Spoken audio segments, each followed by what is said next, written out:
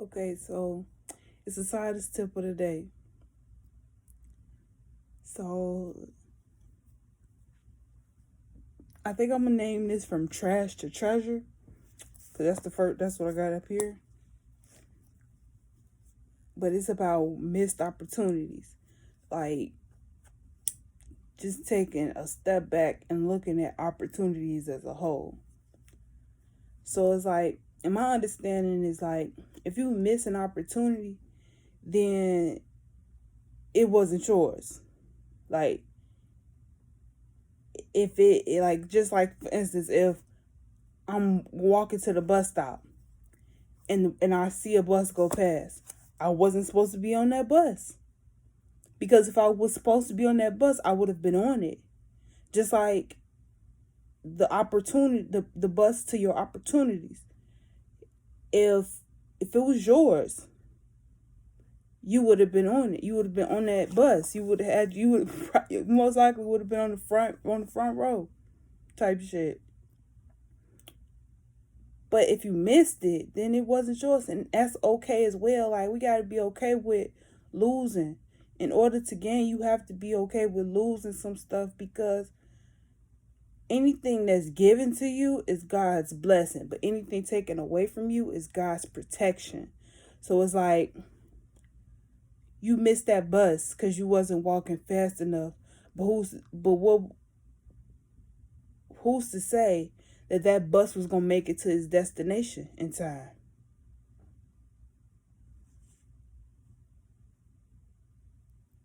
Cause like I look at it like if something spin the block, then it's yours. You on the clock. But if not, then you dodged the bullet. And that's just the level of which it is, because everything is in your life for a reason or a season or a lifetime, whether it's a people, place, or thing. Anybody, anything, any place, anywhere. Like nothing is permanent in life. It's either in your life for a reason, which means it has purpose in doing something for you until it's done. A season, which means they're temporary, or a lifetime, which is permanent. Examples would be like purpose, like for a reason. Um, Chairs, furniture. It's all in your house for a reason. It has to, for your comfort. It's there to bring purpose. It's there for a purpose. The children in your house are there for a season. They are there until they get older, and then they go start their own lives. But then a lifetime partner is when you get married to someone and you agree to spend your whole life with that person. That's permanent. Or at least in a sense, it's permanent. Because it's a permanent commitment in a way. I say that. Because I don't believe anything is permanent. Like even if someone is in your life for a lifetime, who's to say that lifetime is long? Like I heard Lauren London. I heard Lauren London say it best. Like she said that just because you love a person, you can love that person with every bone in your body. That does not mean that is the person that you will grow old with. And that gave me chills, because it's like that's the reality of death. Like we have to be comfortable with life and death conversations. We gotta realize the difference between life and death, evolving and transforming. Because it's like we have this sense of entitlement. Like we're not even entitled to live beyond our expiration date. Nothing is entitled to live beyond its expiration date. Nothing is entitled to be here beyond that point. And it's like that's why you can only control what you can, and you have to let go of what you can't, because it's too much. It's too much chaos to try to it's to try to control something, to keep something under your control. Like,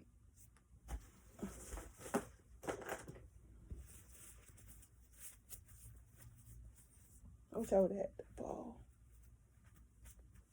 I could hold this in my hand as long as I want to. Hold it. Today, tomorrow, next week, next month, still have it in my hand. But, like, I'm still holding on to it. You see how easy it was for it to let go? For me to let go of that? Without even trying?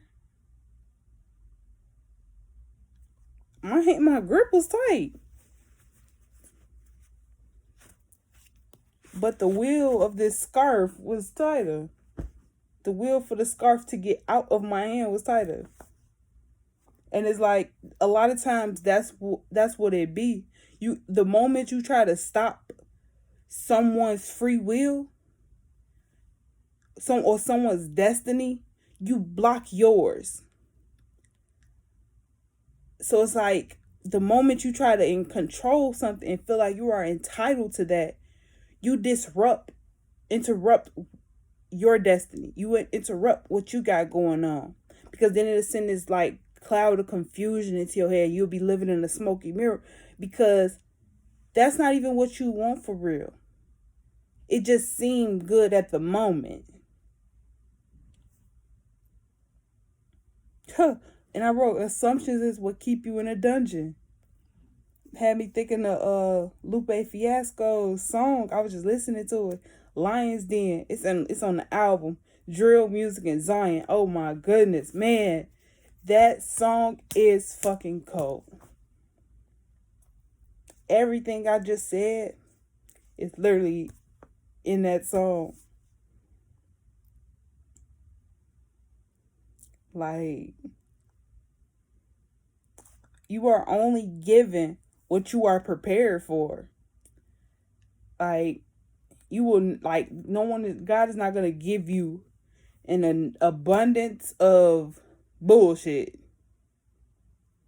Like, imagine God saying, okay, I'm going to give that baby a toolbox. Baby can't pick up, don't have enough strength in his hand to pick up not a thing in that toolbox. Not even the screwdrivers. So it's just giving you a toolbox of bull. Like, there's nothing you can do with it.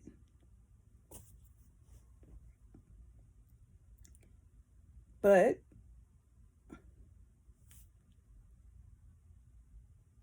that's where trash becomes treasure.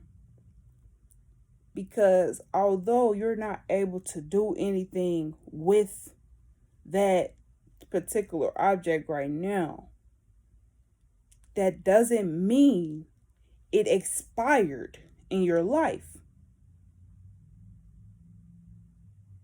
Like,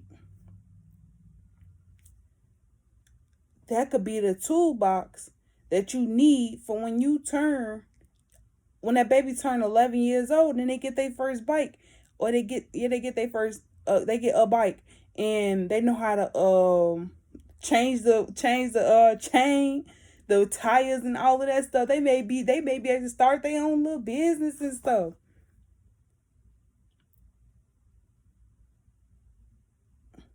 All because they didn't try to control the situation. They let it be what it was and grew from it. And just, man, my man be going, because I gave that scenario, and I really think that's how life be.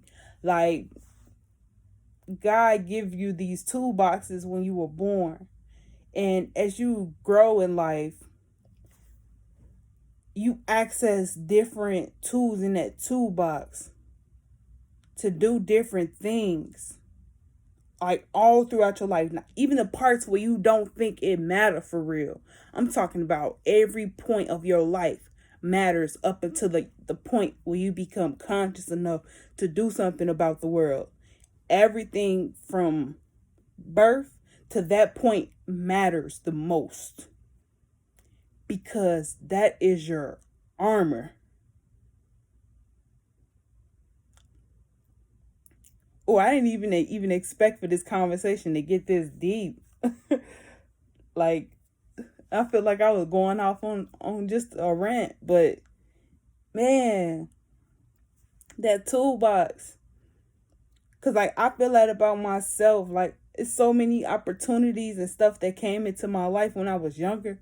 Now I sit back and I look at it and I be like, damn, how did you, what made, like, and I be asking myself that. But it's like, it's only one way it could have happened that way. That was God's blessing, and anything that I missed out on was God's protection. Because, like,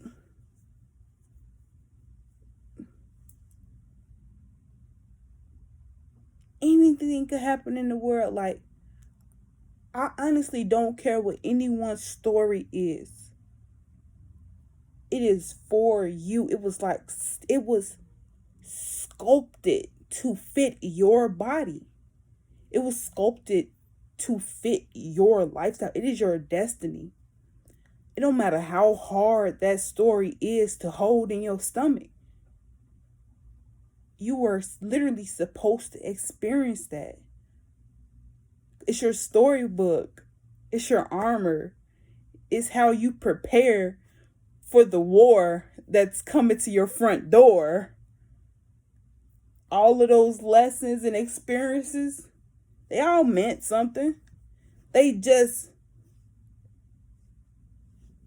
had to marinate. Cause like, going back to the example with the toolbox, like, the kid couldn't do anything with the toolbox, but it had to marinate. That the idea had to marinate, and the kid had to get older and prepared for it. Cause like, at the moment when the kid got it, it was like, for God's protection. I gave you this, but you ain't gotta do nothing with it. It's yours. It's yours. But you ain't gotta do nothing with it. Now you're conscious and you're old enough. You got this sense of you understanding this sense of entitlement. The sense of I'm able to do that. I'm able to control things. But also in the realm of me being able to control things, I have to let go of the things I cannot control. Because like, anytime we think of I'm doing this because like now, whenever we think of the sense of entitlement, like, we have to think of control, what you can control, what you can't control. Because it'll save you so much time. Because you are not entitled to anything. But you were giving gifts and things to put you in a position so that when it is time for your expiration date, you did all that you were called here to do.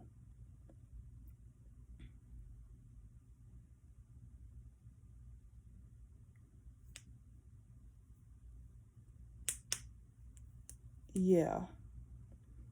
I wrote a lot of stuff on this paper. And now I'm reading it, it's like, this is why I'm kind of jumbled all off in the thoughts and stuff. I'm still post this video, but it's like, yeah. Pay attention to how you write your notes. It matters. It matters very much. I'm going to say it again. But you are only given what you are prepared for. I was prepared to give this message regardless of how it came out. I didn't really need the notes. The notes is just to help me stay on track. Even though I still didn't do that, but okay. So, too much is an abundance. renewable resources. Too little, scarcity, non-renewable resources. I do want to talk about this because I wrote this for a reason. So, renewable resources, abundance. We have an abundance of renewable resources. Those are the things that we have unlimited access to, like writing materials, paper, pencil, paper, and pens. We have unlimited access to that until we don't. But I believe we have unlimited access to it because you can easily make writing utensils. That's something that we have unlimited access to. Oil. That is a non-renewable resource. It was non-renewable for a reason. But motherfuckers got greedy. And that's scarce. It's scarce. It was specifically put it was a limited amount specifically put onto this earth because of the abilities that it have. The good benefits and the bad benefits. Because we became so used to it, those good and bad benefits feel like one and the same, but it's really killing our fucking brains. But I'm gonna leave that thought where it's at. Peace and love.